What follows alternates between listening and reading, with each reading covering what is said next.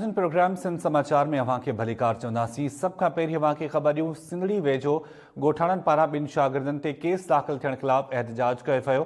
ॻोठ गुलाम मोहम्मद निज़ामानी वासिन दाहींदे चयो त बासरनि गुलाम नबी, अब्दुल रसूल ऐं ॿियनि 9 दर्जे जे शागिर्दनि परवेज़ ऐं शोबान ते झेड़े जो कूड़ो केस दाख़िल कराए ज़्यादती कई आहे। अवां खे आगाह कयो पिया सिंधड़ी वेझो ॻोठाणनि पारां ॿिनि शागिर्दनि ते केस दाख़िल थियण ख़िलाफ़ एहतजाज कयो वियो आहे। ॻोठ गुलाम मोहम्मद निज़ामानी वासिन दाहींदे चयो त बासरनि गुलाम नबी, अब्दुल रसूल ऐं ॿियनि 9 दर्जे जे शागिर्दनि परवेज़ ऐं शोबान ते झेड़े जो कूड़ो केस दाख़िल कराए ज़्यादती कई आहे।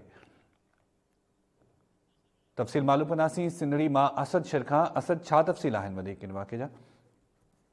तव्हांखे ॿुधाईंदो हलां त ही सिंधड़ी थाणे जी हद आहे। ॻोठ गुल शेख जे अंदरि जेको आहे सो एजाज़ शेख ऐं अयाब शेख सिंधड़ी प्रेस क्लब ॾाढो एहतजाज कंदे चयो त असांजे मथां जेके आहिनि से कूड़ा केस दाख़िल कया विया आहिनि ऐं असांखे जेको आहे तंग कयो पियो वञे, पुलिस हेठा सां करे थी ऐं असांजे मथां जेको आहे कूड़ा इल्ज़ाम मढ़िया पिया वञनि।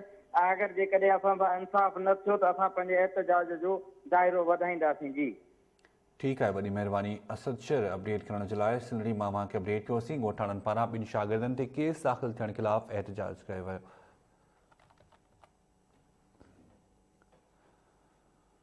सकरन में